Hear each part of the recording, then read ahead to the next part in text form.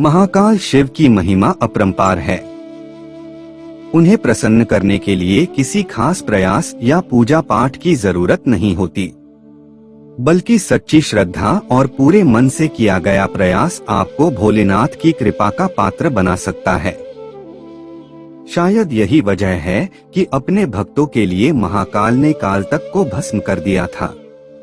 ऐसी ही एक कथा मिलती है हमारे धार्मिक ग्रंथों में, जिसे हम आपके साथ शेयर कर रहे हैं। मान्यता है कि भक्तों का चरित्र पढ़ने और सुनने से भोलेनाथ की असीम कृपा और पुण्य की प्राप्ति होती है। तो आइए जानते हैं भक्त के प्रति महाकाल की अगाध आस्था की जिस कहानी का हम जिक्र कर रहे हैं, वह स्वयं भगवान कार्तिकेय ने संतों को सुनाई थी। इसके अनुसार राजा श्वेतकेतु, जो कि भोलेनाथ के परम भक्त थे, उन्होंने काल को भी जीत लिया था। राजा श्वेतकेतु सदाचारी, सत्यवादी, धर्म के मार्ग पर चलने वाले शूरवीर और प्रजापालक थे। वह अत्यंत ही निष्ठा और प्रेम भाव से प्रजा का पालन और अगाध आस्था और श्रद्धा भाव से शिव भक्ति करते थे। उनके इस भक्ति भाव से महाकाल अत्यंत प्रसन्न थे। उनकी कृपा से श्वेतकेतु के राज्य के लोग दुख, दरिद्रता, अकाल मृत्यु और महामारी से अछूते थे।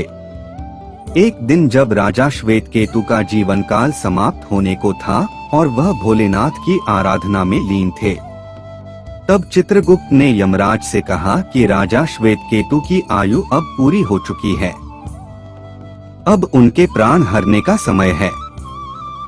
तब यमराज ने अपने दूतों को आज्ञा दी कि वे जाएं और श्वेतकेतु के प्राण हर लाएं।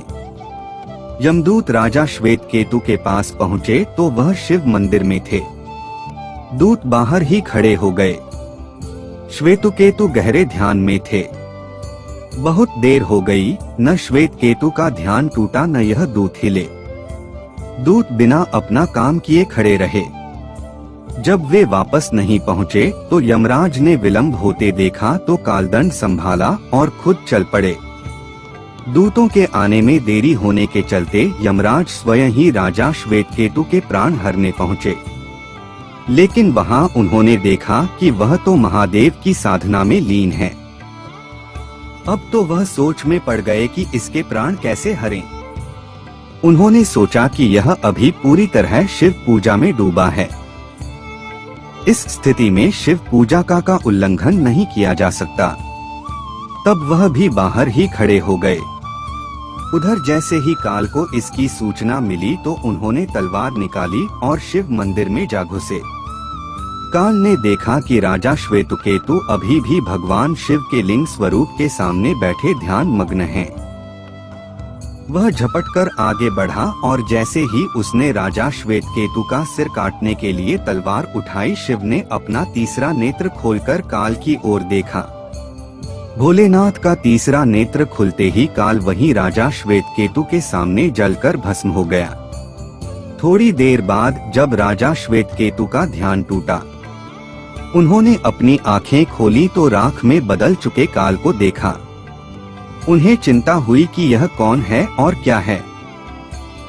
श्वेतकेतु ने भगवान शिव से पूछा, हे भोलेनाथ, ये किसकी राख है? इसे किसने और क्यों जलाया?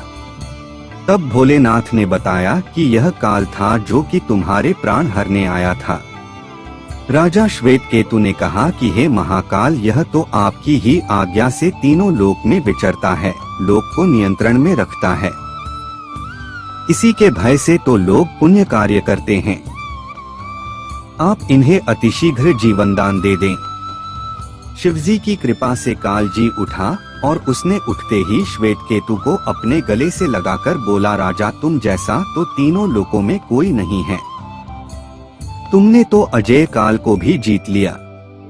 जीवन दान पाकर काल और यमराज ने कहा कि ऐसे जातक जो शिवजी के परम भक्त हैं, सच्चे मन और पूरी श्रद्धा से महाकाल की पूजा में लीन रहते हैं, सिर पर जटा और गले में रुद्राक्ष पहनते हैं, विभूति का त्रिपुंड ललाट पर लगाते और पंचाक्षर मंत्र का जप करते हैं, उन्हें कभी भी अकाल मृत्यु का ग्रास नहीं बनना पड़ेगा।